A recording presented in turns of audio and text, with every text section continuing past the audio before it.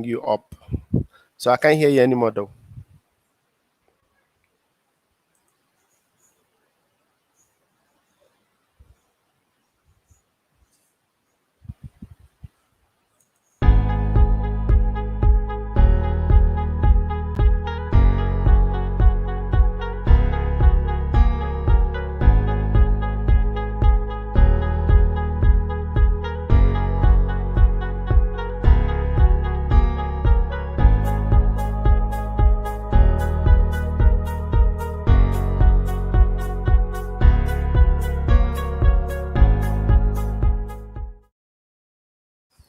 Hello, good evening, everyone. Welcome to Conversations with Segun. On Conversations with Segun today, we are going to have an awesome time. Thank you to everyone who is watching already. I'm excited to have you.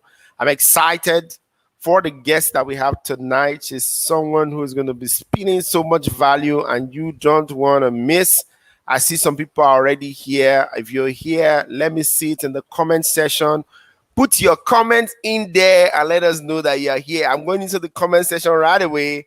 I see Omon Nikoro says we're ready. All right. The big boss is here already. Benedict Okotie-eboh is ready and eagerly waiting. Wow. Woo. This is awesome tonight. Awesome. Also, I have Jennifer Omoko. Wow. Fantastic. So we are here. All right. So what I need you to do immediately will be to go to share this stream with your contact. Immediately, kindly share it with your contacts wherever they are. Share it with them. Let them know that we are live on Conversations with Segun tonight. Share it to WhatsApp, share it to Facebook, share it to Instagram, share it to everywhere shareable. Let your people know that we are here tonight and our guest is ready and is ready to give us so much value. And by the way, you are live on Conversations with Segun. Conversations with Segun started last year at the beginning of the pandemic, and we're looking for other ways to get to share value to people. And we found this, and this started as an idea, and we have been running since that time up until now. And back to back, we have brought you guests of high value, and many more will be coming. And one of them is our guest tonight. She's ready. She's already in the studio. I can see her already in the green room, seated and ready to give us some value tonight. But I'm waiting to see a particular number of people on the stream before I bring my guests to come. Lovey Dovey says, just talk the talk. This is your name. It's wonderful. She says, we're ready. Lovey Dovey, just talk the talk, says ready. Fantastic. Good to know that you are here. Welcome. Let people know that Tayo Okotie-eboh is live here. Share it with your contact. And by the way, we'll be having opportunities to ask her questions at the end of our session tonight. In the next 30 minutes, we'll have opportunity to ask her question. But she's going to be sharing her depth of value. Let me share, by the way, how I met her. I was having this program called, then it was the Ubeji Makeover, and I had shared it with somebody in the radio, and they were like, okay, fantastic, you should please come and share with my boss in the office. She has been talking of something like this for a while. I met Abraham West, and we went to her, and she was like, so you want to do this thing? I said, yes, I want to do that. She was like, fantastic. So, but how are you going to take it further? What are you going to do next? And she asked, we talked, shared ideas, and she gave me options of what I could do, to take it further. This is like 10 years ago. I'm not sure she remembers now, like 10 years ago, but that's when I first met her face to face. And today that project was exciting. We had another one. It was covered by Channels TV. We got on Channels like 2 times for that program. And it's been a long way coming, but this lady is one of the executive directors of the holding company of Crown FM and Kpoko FM, Crown FM Warri and Kpoko FM Warri, but also of Crown FM Asaba. She's the wife to the chairman of the company, who coincidentally is on watching right now, Mr.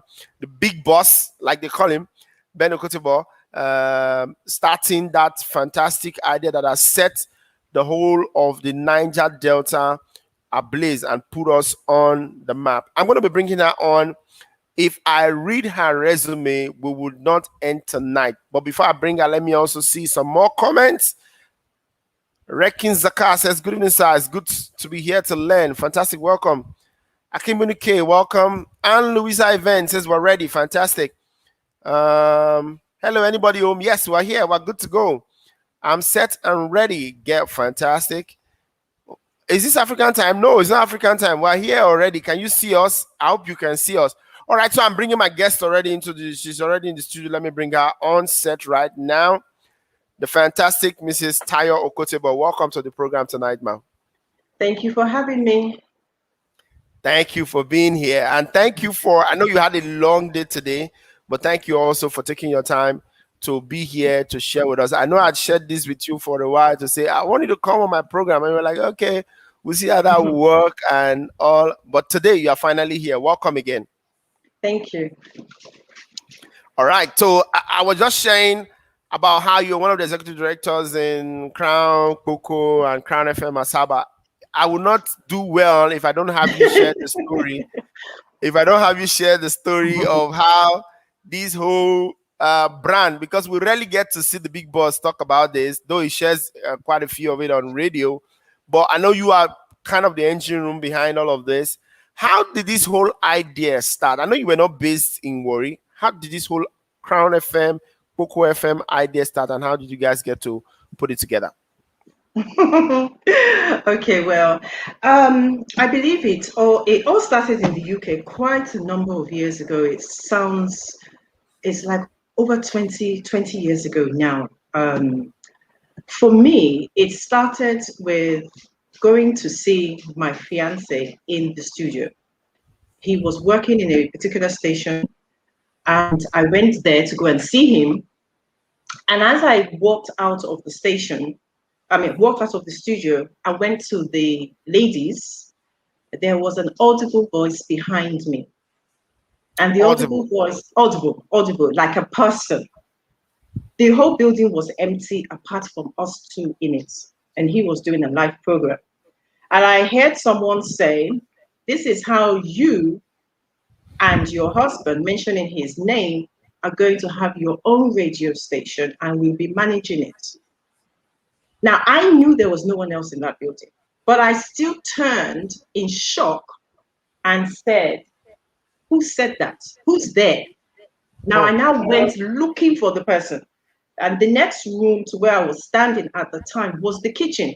So I went in there. I started looking around. Who said that? I mean, I was literally shaking. And so I went to the ladies, came back, and I didn't say anything to him. A couple of days later, he came to visit me. We were dating. We were courting at the time. We were not. We were not married. And I asked. I said, "Is it true? Do you?" Because he never shared with me that he wanted to have a stay. I just knew him as somebody who was on the radio. Is it true that this is something that you want to do? And he said, yeah, in the future is something I want to do. I thought, oh, now Papa God, they talk. Papa God is talking. Papa God is talking to us. So obviously, when he came to Nigeria, he met his senior sister, and she worked in the government at that time.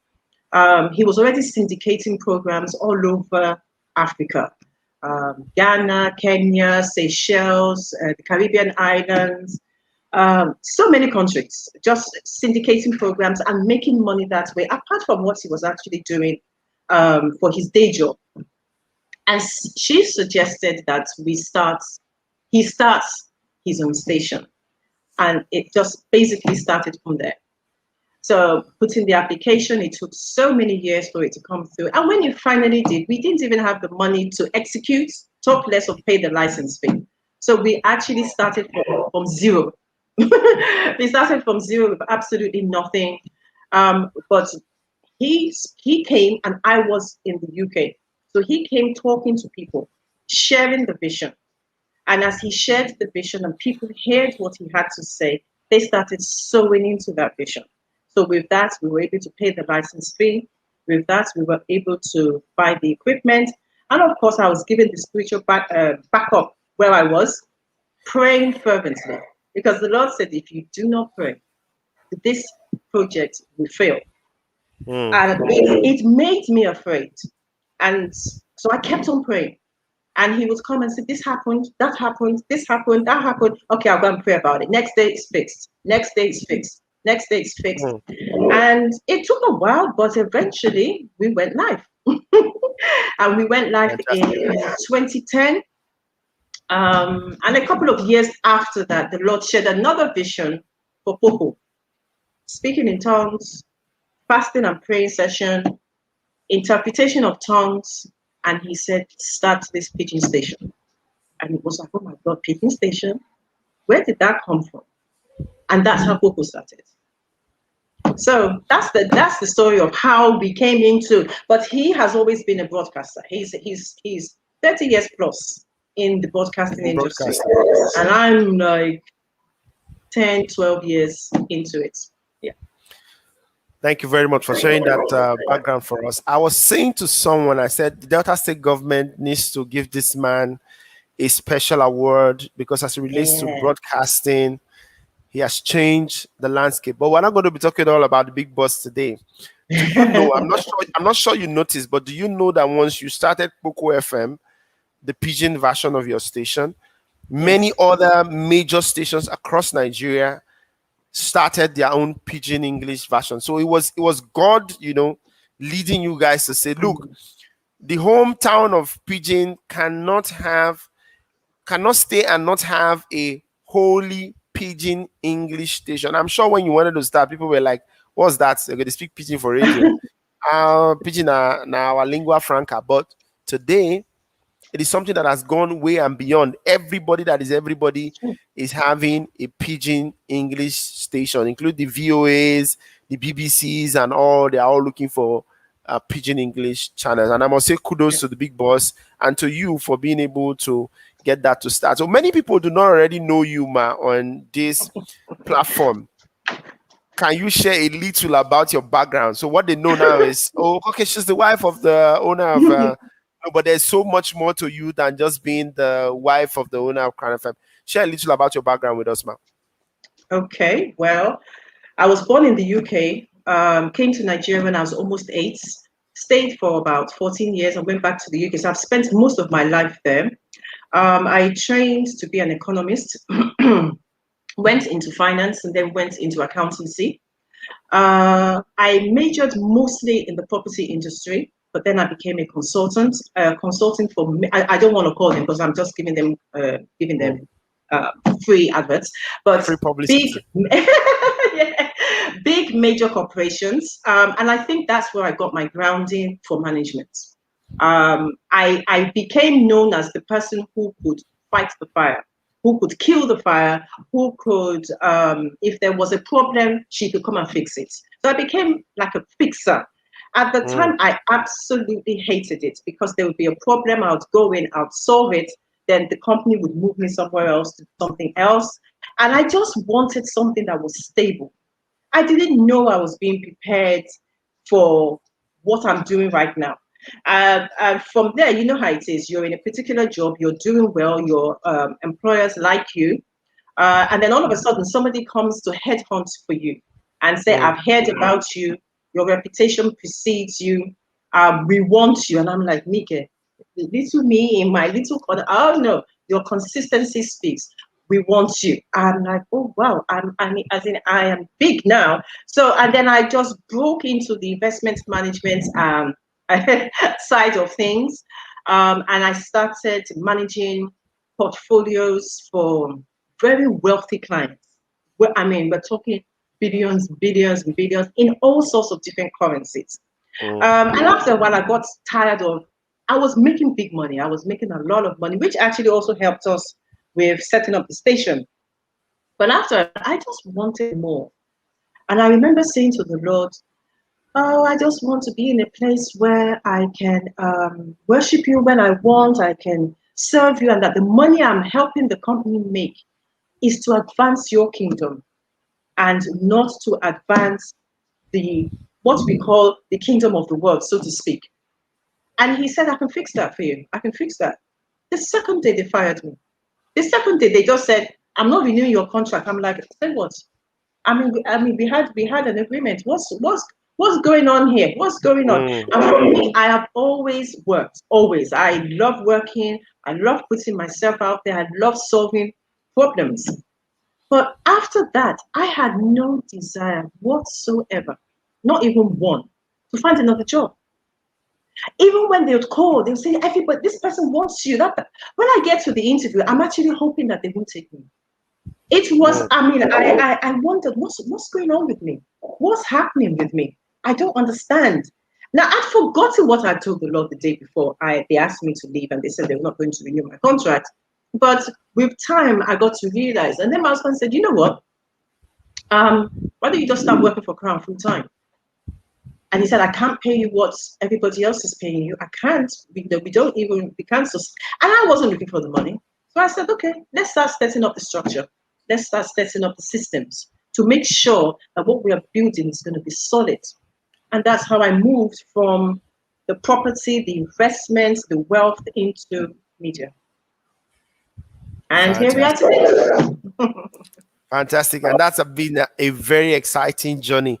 So, but you have, gone through all the investing, accounting, managed business, big businesses beyond our shores, and came Yes, back to Nigeria to start setting up your own business. How? yes. I'm sure that there was a rude shock for you at the way people operate over there and the way we operate here, especially in the Niger Delta. What was one of those things that was a rude awakening for you? Well, the fact that people are never on time and people never do what they say they're going to do. They will tell you to your face. They will say to you, "I am almost there. I am. If you turn in 1 minute, I'm going to be there," and it's a lie. It's a lie. It was the lies, and the fact that nobody would arrive on time. On And time. I think the rudest of the rudest was the lights. But with us, it was easier for me because we were a media house. I mean, that Mm. was a plus because I knew that no matter what, wherever I was, there was always going to be lights. But Lights. it was the people and their lackadaisia attitude to everything. Like, what? Don't disturb me now. Let me call. Let me do things at my pace. What is it? It is very, very laid back. So Mm. that was very rude. Coming off from a corporate setting to Nigeria and obviously to the Niger Delta. Fantastic. I have a story to share on that. I remember when you attended my first social media for business training. Was it? Yes, it was social media for Yes, business. yes, yes. And you asked me if the event was going to start at, I can't remember the time, but was at 10 a.m. or so. I said yes, which is because I usually would do that at my event. And before 10, you were already seated. And when it was 10, I came up and said, at my event, I start exactly on time. So for everybody here, would you like us to start immediately or give a few minutes for some other people to come in? And you were like, okay, let's give them 5 minutes and we start. I can't forget. I can't forget. And that just goes to show that what you're saying exactly is Yes. the truth. So the COVID-19 came and changed the whole sphere of business for everybody. I actually Yes. started this program through the effect of the COVID-19 when I couldn't do my live TV programs in the TV station where I used to do it before because we couldn't move, we couldn't get guests to come. You know how it is to get a guest into the station. You have to make Mm. sure they have security. You have to make sure it fits with your timing, the itinerary. You have to make sure you have the cameraman, you have the producer, and everybody on point. And you two will have to be there for the program to go on. And I was like, no, this can't Yeah. happen because of COVID. And I started searching out for what we could do. And immediately I found this platform and we started doing this. And since then, we're like in our 50th or 60th episode right now of doing Awesome. it. My question is, how did COVID affect your business and how were you guys able to surmount it? Well, um, as what you would call an essential service, we really didn't Yes. have the luxury of not being in the forefront of what was going on. So where everybody else was sitting at home having a wonderful time, well, not a wonderful time because nobody was really having a wonderful time. Nobody liked the fact that there was a lockdown. Nobody liked the fact that they couldn't go out and earn money because in Nigeria, people hustle. Hustle is the name of Yes. the game in Nigeria. So when you shut everything down, how are people supposed to make money on a daily basis? So we knew that there was going to be some issues on that front. But as a media house, there was no, let's relax. We had to go and pick up staff, drop staff, arrange for staff. How can you get in? How can't you get in? We were not even sure how to conduct ourselves, to be honest. So at initially, especially in Warri, we asked some of our staff to stay at home while Mm, only some staff come to work so we can minimize the number of people because we were not quite sure how secure the terrain was going to be at that time. yeah. But what eventually happened is we found ourselves in the crux of everything, having to tell those who could not go out exactly what was going on. So we were giving very relevant, very detailed information. We were doing a lot of live videos, live interviews, television, not television, sorry, um, telephone Radio. interviews, radio, yeah, interviews. We were doing Instagram live so that people could hear and see the guests. I mean, they were at this. The great thing about COVID was all the government officials were now available. So you would call the commissioner for information. He's sitting at home. He can't go anywhere. So when you say, "Can you please join the program?" He's available. Yeah, I will join for 10 minutes. I will join for 15 minutes. So everybody, you had access to anybody and everybody you wanted. So your programs and the program was richer. But with Yes. us also, because we had a lot of ministries on our platform, and people couldn't go to church. This was March going into April. Nobody could go anywhere. And we were coming up to Easter. And you know that in Nigeria, we have a culture of we must go to church we must go for prayer meeting, we must go for choir practice, we must go for midweek service, we must, there are so many things we're going for. All of a sudden, everyone is at home. What are Yeah. we going to do? So then we had churches come to us to say, we want to put we want to do live broadcasts because nobody could come to the church, but they still wanted to reach out to the church. And that was what sustained us during that COVID. So Sure. the COVID did not hit our bottom line at all. In actual fact, it just increased our revenue. As for Wow. the staff, the morale of the staff increased because everybody was available to tell the world what was going on. Everybody became an ambassador. Everybody said, COVID is out here. This is what is going on here, there, and everywhere. Make sure you stay safe. And of course, we know we had some issues in Delta State during that time. People who Mm, would not obey the laws of the land, people who would not stop when they were asked to stop, which caused a little bit of tension. We were there reporting. We were there mm, reporting about the police, their conduct, what they were doing, what they weren't supposed to do. So all of a sudden, everybody started to conform to the order of the day.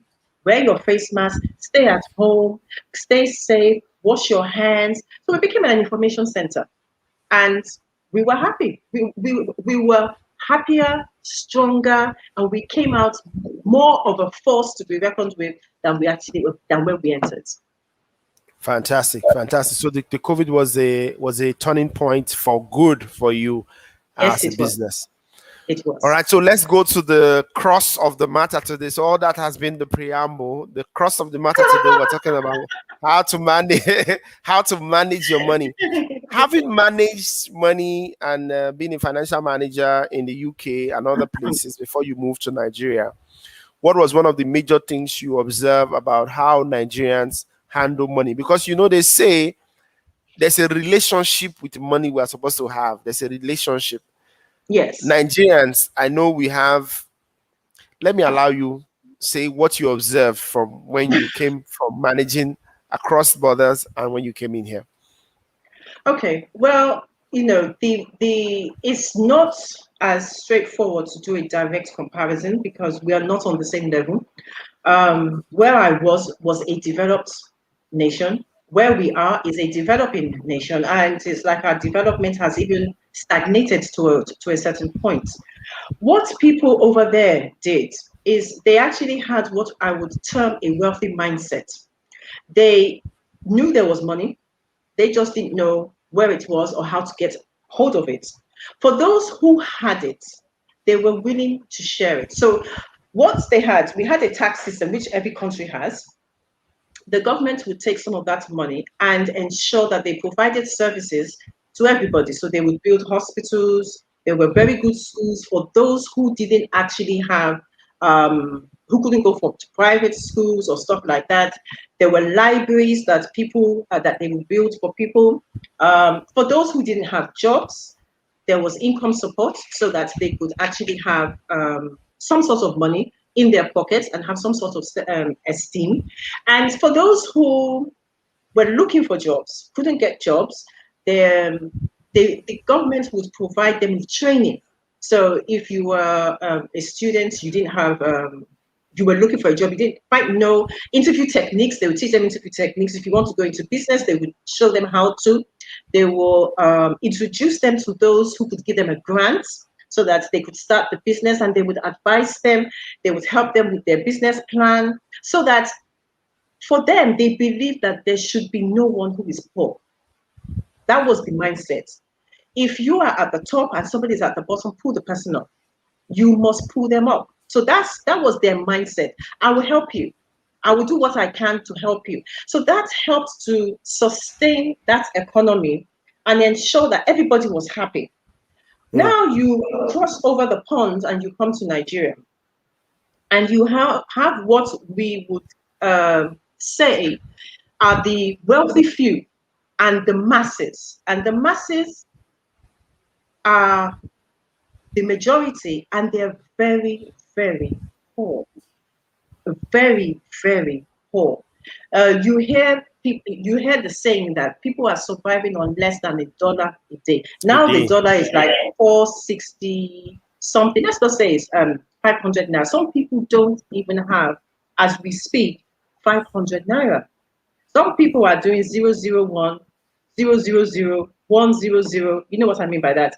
You eat in Yes, the yes. morning, you don't eat in the afternoon, you don't eat in the evening. So here it appeared, I'm not saying it is, but it appeared as if those who had no concern, had no passion, had no compassion for those who did not have. That's how it appeared. It also appeared as if the government who was managing the national treasure wasn't doing enough for the masses. And that was strange because where I come from, or where I came from, every city, every town had a certain standard. It was a basic standard.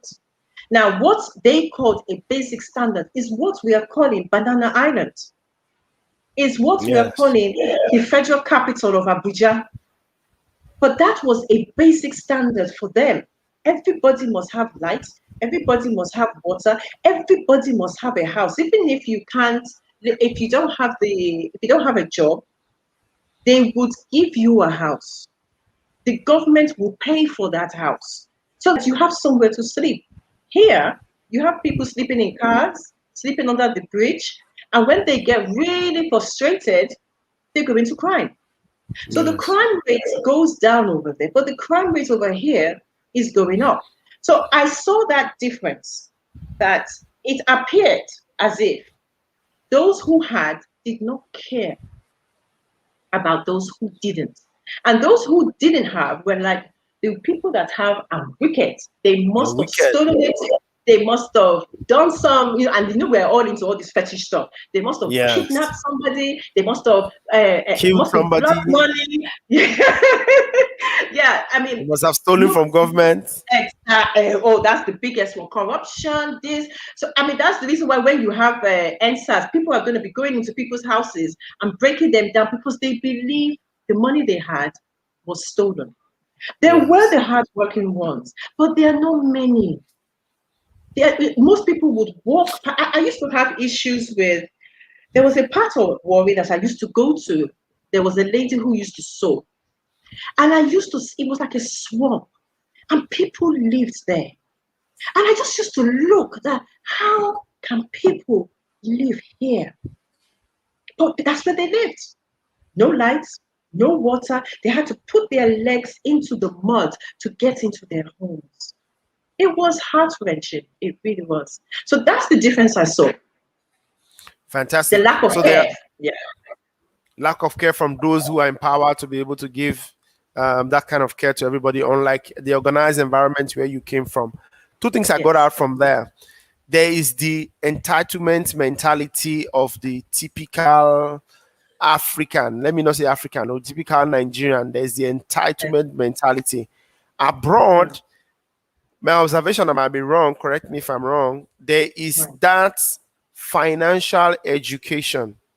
So I hear Mm. one of my financial mentors tell me that when you have a challenge in an area, go get education in that area. You have a Yes. challenge because you are not educated, you don't have all the information in that area. So a lot of people have financial challenges because they really don't know what to do about money. And because they don't know what to do about money, they become entitled and say, you that know what to do, you owe me. Yeah. So how do we juggle these two, and how can we begin to correct that? Well, it has to become a win-win because it's true. There is an element where it is for, if you are enlightened, you must enlighten others. Because if there is only one light in the darkness, it's only going to light up so much. But if everyone has that light, you can just imagine the big array of brightness that we will see. So if you are educated, if you know what you're supposed to do with your money, and you have people, I mean, you can start with your staff. You can start with your brother, your sister. This is what I did. Now, the thing I find, and that's what I said initially about the shock I had in coming here, is that a lot of people do have that entitlement mentality. Plus, they don't really want to work. They want somebody to just give them a handout. So even if you sometimes when you do tell them, they're like, I beg, I beg, I beg, I beg, I beg, I don't want to hear that. What are you saying?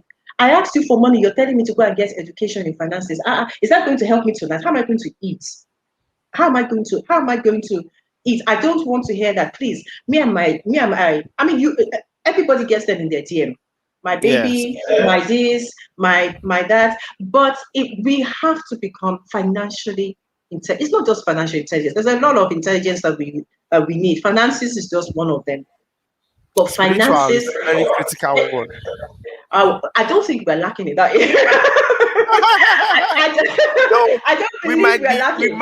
we might be spiritual, but we might not be spiritually intelligent. So it's two things. That's true. We That's are a good one. we claim to be very spiritual people, but if you talk about spiritual intelligence, being able to dissect and know what is right and what is not right, Yes. many Nigerians are, pardon my language, are gullible, especially when it comes to spirituality. They just Mm. believe the same way they address money is the same way they address spirituality. Let me not do the work. Pastor, just pray and just tell me what God said, and let's just go. So we're not talking it's spirituality today, even, but no, no, but you have hit on a very important point because a lot of people talk about the fact that everywhere you go, there are so many churches everywhere. And we are the light of the world. We are not supposed we are supposed to be set on a hill. But what is the difference that we are making with our spirituality? How have we made a difference? The thing is, we don't know how to convert that into our physical to make an impact. That's the problem. sure. True, and it rubs on every other thing because the way a man operates in his spirits rubs off the way he operates in his finance, Mm, the way he operates in his physical life, the way he operates in his health. We are mm. very unhealthy people. We eat unhealthy, we live unhealthy, and every other thing. Let me not even go into that conversation, but if we start that, If we start that, we won't end on that today. But so let me ask this question in wrapping up. Nigerians generally have this attitude Mm, of consumption. So we're a consuming nation. We want to buy the latest thing. We want, give me the new one.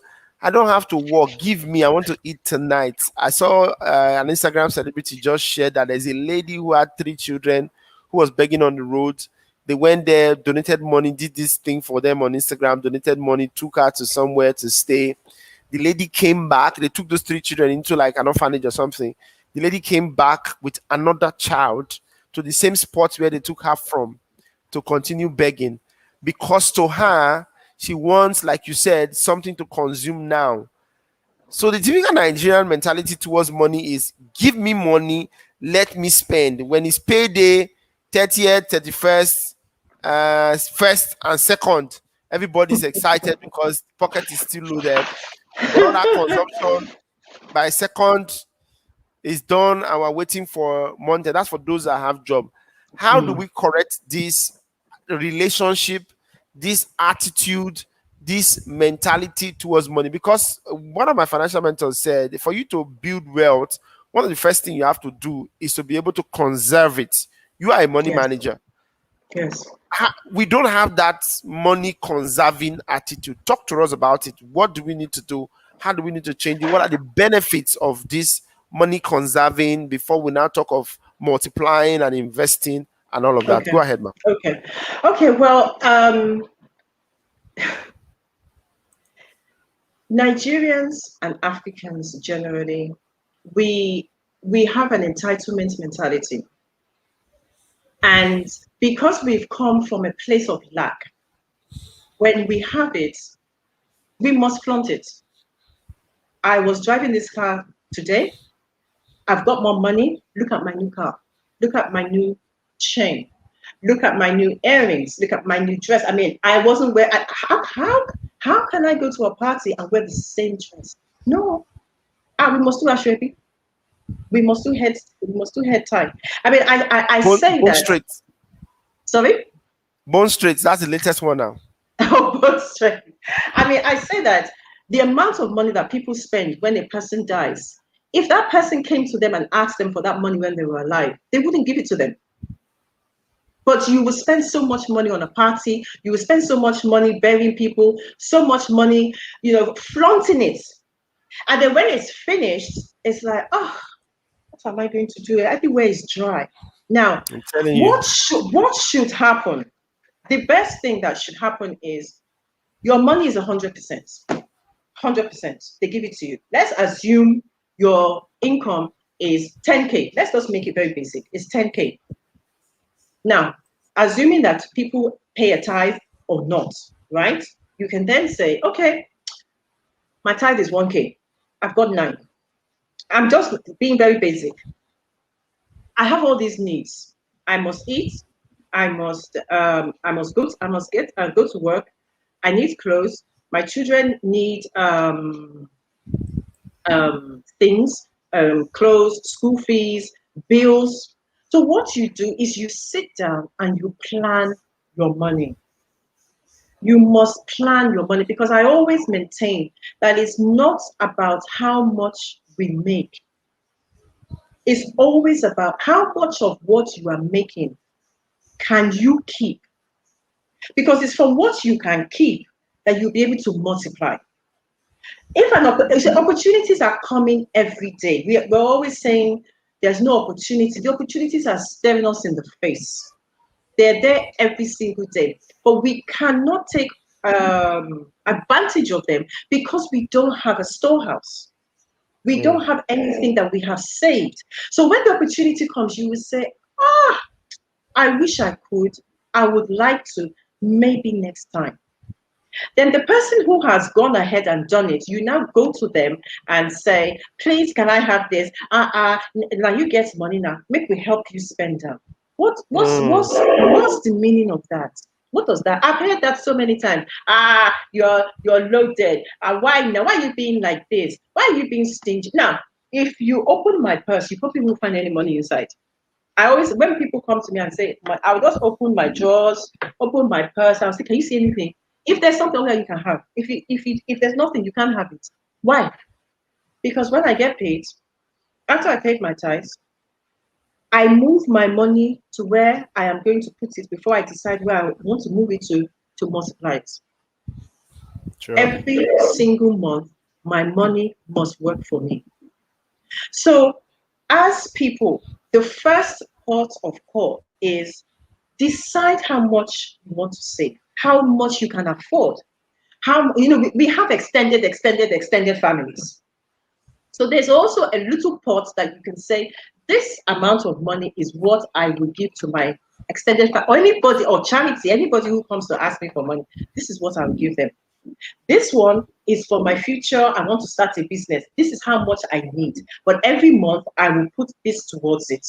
This is for my current expenditure, my food, my transport, my petrol, my diesel, my generator, my bills. You don't want to pay plenty bills, switch off the light bulb so that your electricity bill can be less because you are working towards something. And we need to be a little bit more conservative. We don't have to buy new clothes every month. We don't have to buy new shoes every month. We don't have to show anybody anything. Look at the owner of Facebook when he came to Nigeria. He wore a t-shirt and jeans. Mm. Those people who are very, very wealthy, they tend to dress in a very, very down to earth, very easy way. There's no show of this is what you should be, this is how you should dress. I want to impress. They're not trying to impress anybody. They are just simply there saying, this is me. This is how I'm showing up today. Because it's not in the dressing. It's all in what do I want to go and achieve. So the first port of call is save. And what I notice here is every time I go out to buy something, the cashier will ask, shall I take it from your savings account or shall I take it from your current account? And I'll be looking. And people will say savings, savings, savings. And I believe that's a mindset. That mindset is actually saying you should spend your savings on your day-to-day expenditure. Daily needs. Yes. And I hate it. I absolutely detest hearing savings or current. They should just say, take the card. Because you are telling the person who is actually saving, unconsciously, they don't know it, that when you have a need, dip into your savings account. So I would say that for those who have managed to save, find where you can, first of all, get a good percentage return on your money. So that, and make sure that your savings account does not have a card that is linked to it. So if you don't have, you don't have, you sit there and you'll be looking. There's no, I am going to go and take money. Oh, let me take some from here. I'll put it back next month. None of that. So that's the way to go. We look at Dangote today, but he didn't start that way. He started as a petty trader. And that should give everybody ammunition, everybody who is in business, that this is where I am today, but I can get there too. Now, what is the difference? The difference is the mindset. The difference is the thoughts. Do you have a poverty conscious thought or do you have an abundance thought? Is there an abundance of money or is there a lack? Do you think somebody took your money or do you think your money is waiting for you somewhere, but you just don't yet know where it is? Because that thought process translates into how you feel and how you show up. When it's time to work, oh, I can't be bothered. The people should not disturb me, oh, please. This is not my father's job. This is not my father's establishment. I just care. I'm trying to do the bare minimum I can. Because you're thinking from a poverty, let me just collect and go. But if you're thinking from a wealth mentality, there are people who have entered a company and with time, they can work themselves, they can work through the system and become the CEO. From nothing to the top person. And that can happen to us. It's all about the mindset because your bosses are sitting there looking at you and saying, this person has potential. This person can do this. And you don't know what they're thinking. And the one that is busy dragging leg and saying, hey, now my father get business. Please don't disturb me. I just came here. I'm even leaving. Please cover me. Tell them I went for lunch. Yeah, you're thinking, let me do the bare minimum. Let me go and hustle over here. Come on. Do what is right at the right time. Save what you should. And with time, when the opportunity comes to multiply it, you've got that pot and you can move that pot and start multiplying your money. So saving is Fantastic. yeah. We kind of emphasize the need for the savings culture. You Mm, just touched on a very important subject, which is the subject of spending from your savings card. We form patterns unknown to us that yes. were forming patterns, and you just mentioned a particular pattern now. You tell them take it from my savings. So Mm, you are telling yourself that look, savings is to be, when spent. I want to buy fuel and nothing is remaining, take my savings card and take it from there. And it's Mm, very, it's a wrong pattern to follow. yeah. We've gone a very long way, even beyond our time tonight. But I'm going to Oh, wrap yeah. up with this last question. Last question. And by the way, if you have any question for Mrs. Tayo Okotie-eboh, she has been sharing with us her experiences. Please put it in the comment section. She has about 2-3 minutes to answer those questions. Before we go, she has to go and take care of the big boss and every other thing. I saw a question. Let me put it there. Someone said Delta Events TV says, question, what formula do you use to manage money? I think you shared a little about it on how you take out your Yes. tithes. After tithes, you take away your current expenditure. Then whatever is left, you now put in your different pots like you used. Yeah. The saving, the investment pot, the one for family, the one for holiday. One of the reasons why we don't go for holiday as Africans is that we don't have a We don't plan for save. it. Exactly. Exactly And right. There's no what is plan. the savings is plan. You are saving it to use tomorrow for rainy day. We talk about rainy day, but we never prepare for it. I want to go to Dubai this year. Come I'm on already now. planning. I'm already planning. And I have a travel plan. John Obidi shared with us here on the first episode of the program this year that we must have a travel plan in place. We must have. You mentioned different plans, and one of the one that got to me is the travel plan. Mm, I want to go to this place. It's going to cost me 500K. How much do I need to keep every month to get to 500K by the time I'm going to go? Put it down exactly. and start putting that money down. So whether I'm going to travel or not is that one. There is no argument. I already have the time fixed. I already know when my money will be ready, and I don't argue with anybody. When that time comes, just push the money there and do that. So I That think is it it. answers the question. What formula do you use for money? You have. You want to share a little more on that before we wrap up now? Well, I wouldn't want to give a formula because everybody's circumstances are different. What people earn is different. It's really for you to sit down because some people would say it's a 2020 formula. Is you can spend 70, save 30. You can save 30. I wouldn't do that. It's really for you. You know your expenses. You know your expenditure. Find where the excess is going.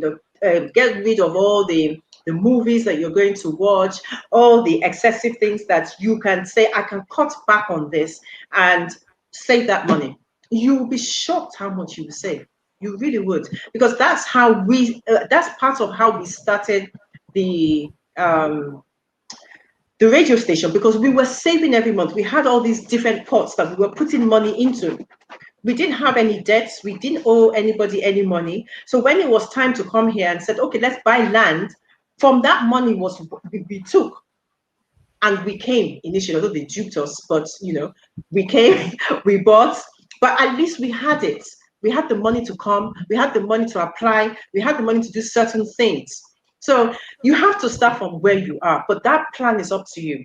Nobody can tell, because if I give you a formula, you just say, I can't do this, this is too much. So if it's only Yeah. 5%, you can say 10 or 20, go ahead and do that. All right, fantastic. So the last questions I would take, I'll join these two comments together.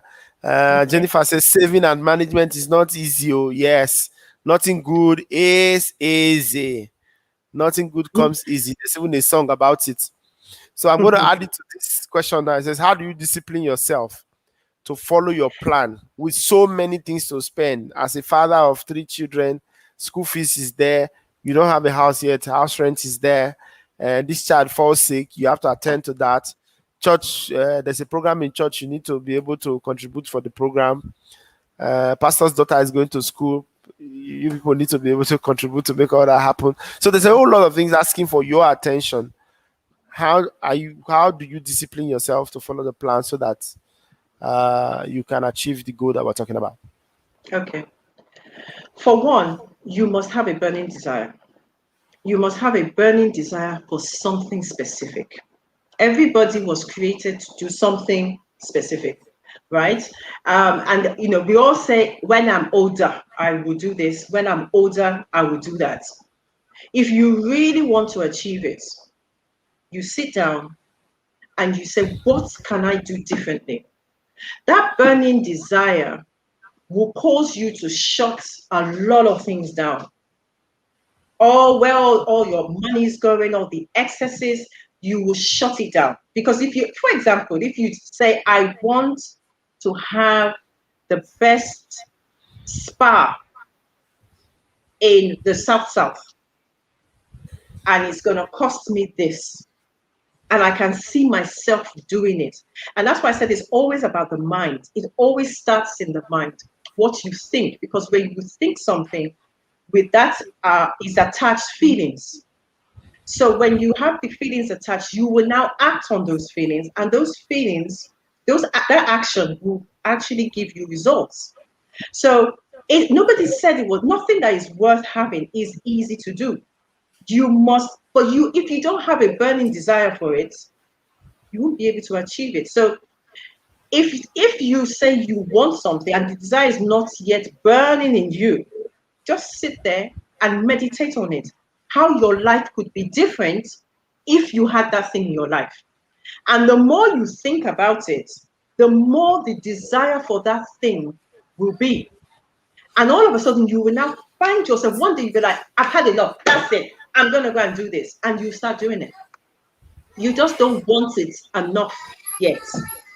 But once you're determined that I'm going to have this thing, you cut out everything else. I'm not doing, no, I'm not coming, not buying, not buying.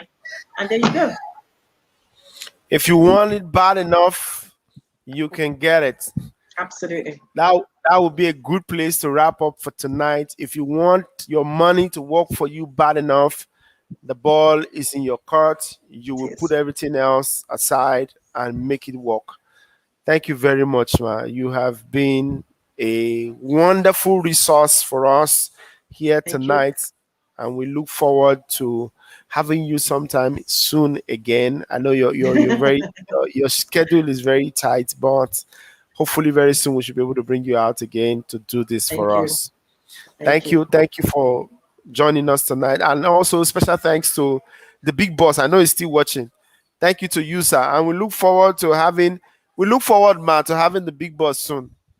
I am sure he will love it. He will love to be there. I would really love to have him come talk with my audience. And like I said, I would nominate him any day for an award in Delta State because he opened up the media space like never before.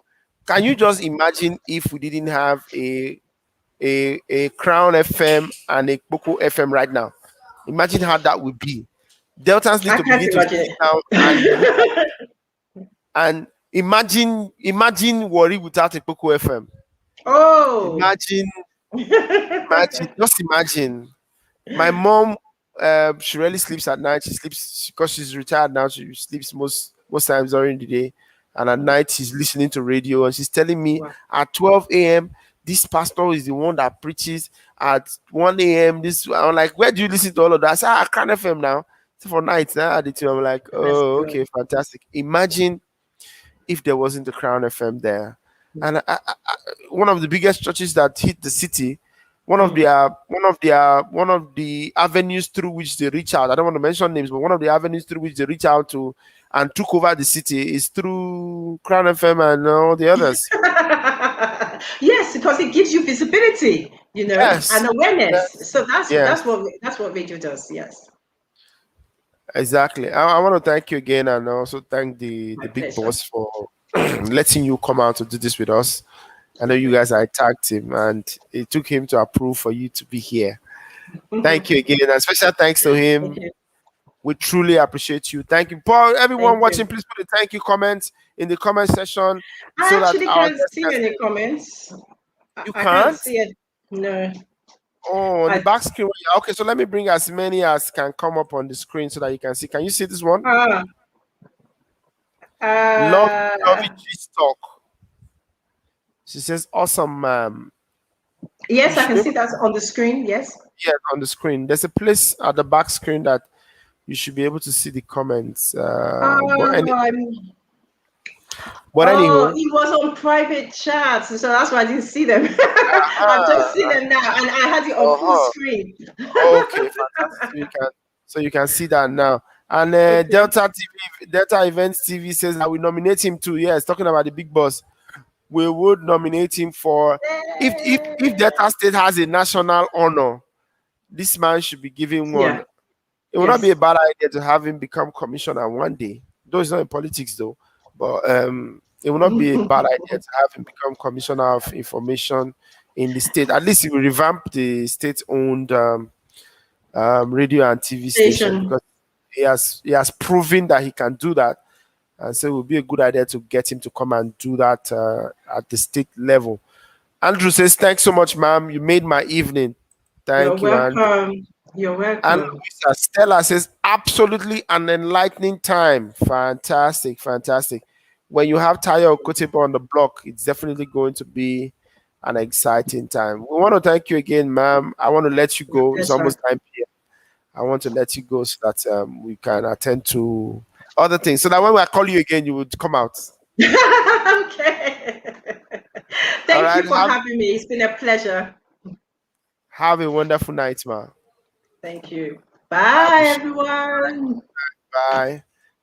All right, so that was Taya Okotie-eboh. Guys, I told you every episode of Conversations with Segun, the people we will bring, the one coming will always be there will always be that extra touch and extra put. And tonight, Taya Okotie-eboh has taken the bar this so high. And by the way, the big boss Ben Okotie-eboh is live, is watching right now in the comment section, he's watching, and you can see what is going on. But anyhow, thanks again to Tayo Okotie-eboh. Thanks to everyone for watching. I hope you had an exciting time. Let me see some more comments. Thanks so much, man. I'm looking forward to work with you. Data Event TV. Okay, the hustle for here, Abby. Okay, no wahala. I hope you can. I hope that happens. Big boss, we look forward to have you soon. Yes, yes, yes. We look forward to having the big boss soon. All right, let me share the big boss's comments. He says, that's the big boss right there.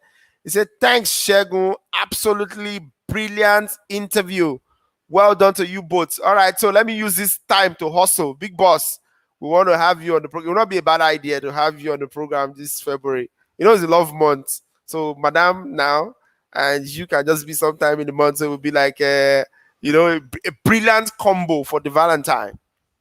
So we look forward. I'm off unofficially applying that I would love to have you on the program, and a lot of Delta youths and young Nigerians would learn from you on this program. Thank you for watching, sir. I truly appreciate you. Also, finally, planning your money is the best thing that can happen to anyone. Yes, so because in everything we do, we are all hustling for money. And when you make money finish, if you just spend it and do not plan it and invest it so that the money can begin to burn for you, then you would have just wasted your time. Most of our parents failed in planning their money. So they just work for the money and say, oh, I'm training my children. When I finish, my children will come and train me. That's the wrong model. In as much as you are training your children, you should be able to keep something aside for yourself so that when you grow old, I've seen people today who pay for their burial. They pay already. They make so much money, keep it, invest in their children, make sure they have good education, and they have bought their coffin, they have paid for their coffin, they have paid for the place they are going to bury them. Everything worked out. Not when you get to old age, everybody's out worrying about you and saying, oh, okay. So it's a good way So you must plan your money. You must plan your money. Start with the 1 naira. Don't wait for 10,000. Start with 1 naira. If you have 1 naira, save 10 kobo. You have 1,000, save 100. One of my mentors will say, as you pay 10% tithe, pay yourself 10%. That one is your own spending money. Inside that 10% you pay yourself, you can save or decide to do another thing with it. Then you must also 10% for savings. So he calls it the 10, 10, 10, 20. There's a way he calls it. 10 to God, 10 to yourself, 10 for saving. Then before you look at the one where you give madam and family, like Madam Tayo said, there must be a pot where you keep what you give to family. And when I say family extended, there are people who are always asking you for stuff. Most times we work for money and we spend all of it, sharing for everybody. And you that did the work, there's nothing with you at all. But you must have a pot where, let me not go around just resharing all the things she said. But I enjoyed myself tonight. I hope that you did.